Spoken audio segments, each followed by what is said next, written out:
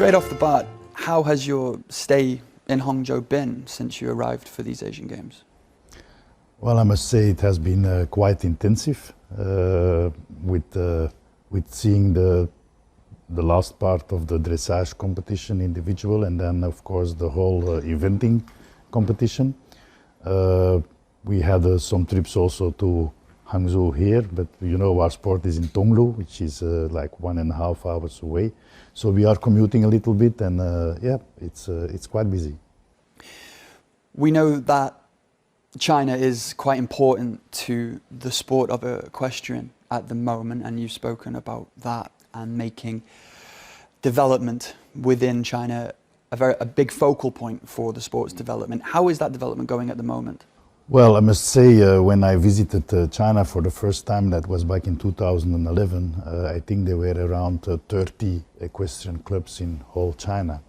And now, last counting, we are almost at 3,000 equestrian clubs. So the sport and the equestrian activity is growing strong.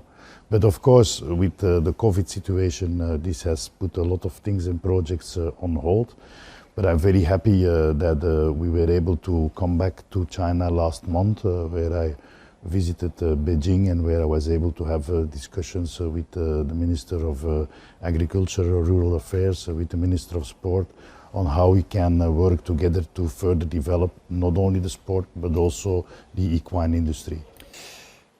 I know you've also said that the importance to China's development in equestrian is also down to relying on themselves and not outside forces, let's say training, and that's when the country will be a real force in equestrian and 3-day eventing and all sorts.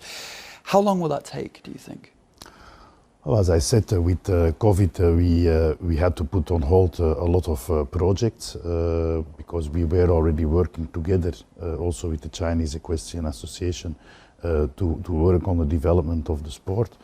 Especially when I think 7 years ago the Minister of Sport declared that equestrian sport was one of the 10 core sports of China.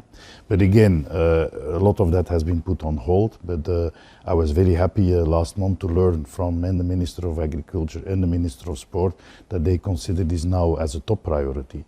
Now, how long it will take, that's very difficult. I don't have a crystal ball to see the future, but I can only say that from our side and also within the framework of the International Horse Sports Confederation, which we created equestrian together with racing, we are really ready to take the initiative and to provide the necessary support to make this happen. And I'm sure you're aware about Alex Huatian and how popular he's become in China because of his personality and obviously because of his prowess in the sport. Has he been an important factor in equestrian and the sport in general?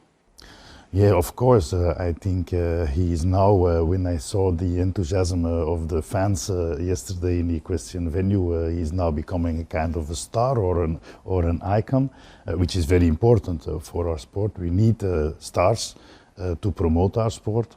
He's of course one of the most experienced riders in the Chinese team, and that's why it's so good to see that there are so many young athletes attracted to our sport, because as you know, the youth is the future. So happy to see that as well in dressage, as in eventing, as in jumping, we see quite a young team representing China. And of course he got his first gold medal in jumping. How, as an official and as the president of a governing body at a big international event, is it pleasing to see host nation athletes pick up gold medals? Yes, of course, because this gives us an additional media attention that you would not be the same if it was another nationality. And of course, we are neutral, objective, and we wish all the athletes from all nations a lot of success. But I think what happened yesterday is going to give such a boost to the sport and to the industry in China that if I could have chosen the result, that would have been the result. And again, congratulations to China for all these medals, but especially, of course, the double gold for Alex and for the team, which is very promising.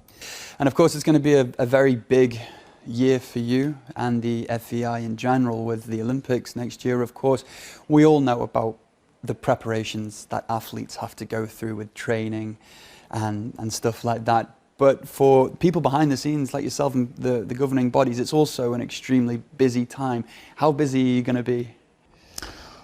Oh, I mean, we started already working on the Paris Olympics probably 8 years ago, and we are already working on the Los Angeles 2028 Olympics, and we have already been in contact with the organizing committee of the Brisbane Olympics in 2032. So it's always a very long preparation, but we are very excited to go to Paris. It will be quite busy and intensive because it is in the center of Europe and everybody wants to come. So we need to keep under control the expectations, especially as we are probably in the most iconic venue of the Paris Olympic Games, in front of the Palace of Versailles, which is of course a fantastic backdrop for our sport. And as you know, equestrian sport is a bit a complicated sport, so we have to pay special attention there, taking into account also the specific situation in the Park of Versailles. Yeah, well, it's obviously going to be an extremely busy time for you, and I wish you nothing but the best going forward. Ingmar, thank you so much for joining us. Thank you very much.